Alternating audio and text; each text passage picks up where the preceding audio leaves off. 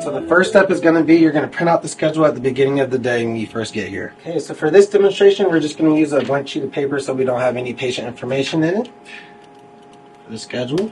Step 2, you're going to hang up your schedule right here at the front of the C arm. Just tape it up right there. So next we're going to put the patient information into this machine. All that patient information will be on the schedule that you just hung up right about here. So you put in the last name, first name, birthday. Make sure you put in the sex, patient ID, then you'll put in the physician, and then whatever procedure. But if you have multiple patients throughout the day, you can just hit new exam.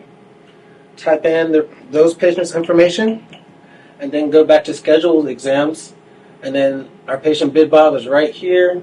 You just hit OK, and he'll pull back up. For the next step, I'm going to show you how to set up the tray.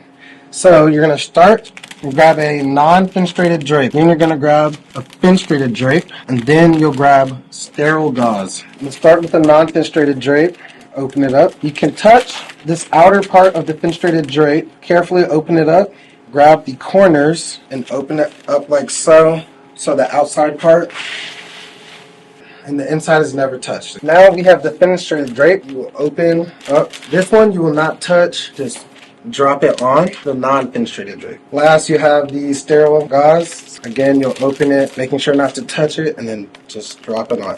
Last thing that you'll do to set up the tray is you'll have an 18 gauge needle. You'll open it and then just drop it on the tray. So now you'll get your sterile field. Grab a non-fenestrated drape, grabbing the outside, opening up carefully, and you grab corners again. Careful not to touch, and you'll just slide it across like so, okay? So we have a bunch of different injections here, and based off of what injection that we're doing decides what you're going to get out of these containers over here. Good example, if we're trying to do a lumbar TF-ESI, we need a 10cc syringe, 3cc syringe, a 5cc syringe, and we'll also need a 22 gauge Quincke spinal needle, and we'll need a 22 gauge 1.5 inch needle. So here you'll get your 10 ml syringes, the 5 ml syringes, and 3 ml syringes. Okay. Here you'll get your 25 gauge 1.5 inch needle, and then here is where you get your 22 gauge 5 inch Quincke spinal needle. Next, you'll drop them onto the sterile field just like we did on the tray earlier. Careful not to touch any of them, and also don't let them bounce off the sterile field as well.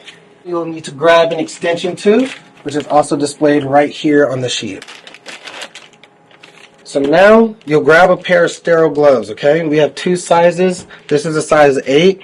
We also have a size 7. So you'll open up the sterile glove. You lay them like so. So we'll start with my right hand. Peel back this bottom part. Peel back the top part, and then open it up.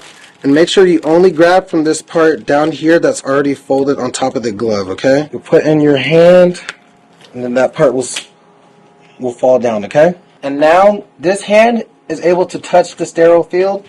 This hand is still not able to touch anything over here, okay? So here we have our medication and needles. We'll grab our medications like so. Remember, nothing can be touched by the unsterile hand. Okay, so we're just gonna open the medications and just twist the tops off. And then we'll grab the corresponding syringes with the medication. For this injection, the 10cc syringe will use 5 mLs of 1% lidocaine. So the 10cc syringe will use the 1% lidocaine. And then you'll draw 5 mLs of lidocaine. Making sure that you're not touching the syringe at all with your non-sterile hand. Only the sterile hand is touching the syringe. 5cc syringe uses 3 mLs of Omnipaque. Okay?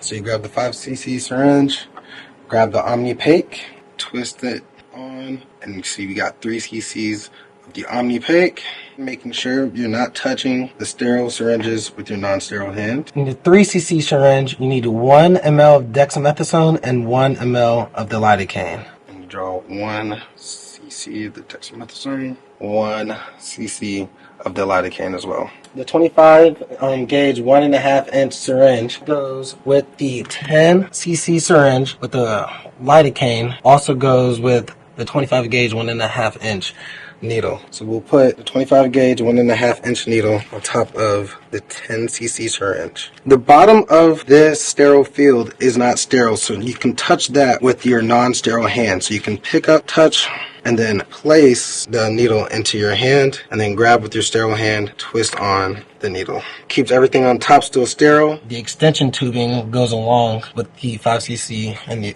Omnipegs. And now the medication is all set up. I also have my needle, and then we'll put them onto our sterile tray over here.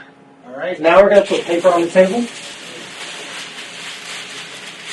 Alright, now you'll grab your doctor's gloves. Depending on your clinic, you might put them somewhere differently, but just put them somewhere the doctor can get to them very easily. And you'll just open them up and just lay them out for the doctor. Also, you'll know if your doctor wears size 7 or size 8 gloves. Now you put on your lead vest, put your arms through the front, you grab your back pieces, and you wrap this one around through the back to the front. You grab this one to the front. Then you'll throw on the thyroid shield. Next, we'll go get the patient. All right, so you can have a seat right here, okay? We're going to be doing your low back injection today. Are you taking any blood thinners? No. Have a history of any of diabetes? No. Okay, are you pregnant? So I'm going to have you take everything out of your pocket and put it into this basket right here. But for this injection right here, I'm going to poke a hole in here for you. And we'll have you lay face down right here, okay? For the patient's comfort, we always offer, would you like a stress ball? You can just hand them a stress ball. If you like a pillow under your feet, just kind of relieve some of the stress off your back. We're going to lift up the bed. Different doctors, and they like the beds to different heights, so just talk to the doctor at your office. Since we have a male, we'll have him just pull his shirt up to here, and then they would bring their pants down to like the top of the glutes. So you'll grab the floor prep, we'll open up this floor prep. You'll push in these two sides until you hear a crack. You'll turn it over, and start in the middle, make little circles, just bigger and bigger. His back is now a sterile field.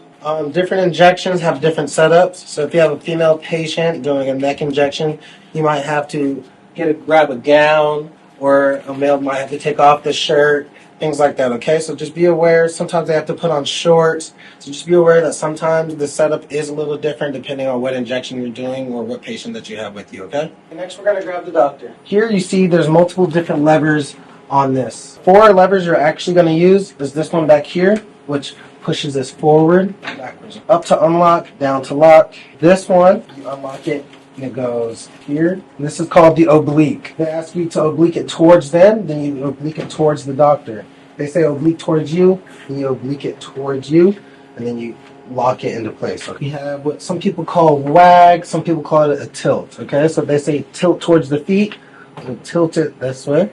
You tilt towards the head, you'll tilt it this way. You lock it. Move down, left or right. And once you get to the proper position, you lock it. In between each injection, not each shot, but each injection, you have to hit the low dose button, okay? During the injection, the doctor asks you to save a photo. That's this button right here. If the doctor wants you to turn the photo, so you're starting here and they want you to turn it this way or turn it this way, that's these buttons right here, okay? And they want you to make it smaller or bigger, that's these buttons right here, okay? And those are the buttons that you use the most. But also this one right here is for brightness. So up, down. This button at the top is how you take photos. So if they say picture, you press this button and then you'll hear a noise. For example. Now this is your up and down on the C-arm itself, okay? Can we start with an AP view, please? Yes. So this right here is an AP view. You just have to kind of eyeball where the middle of the x-ray is to where your target area is, okay? So now you'll roll out the C-arm, okay? And then now you'll lower the table, okay? Okay, so now the bed's all the way down. Yep, you can get up.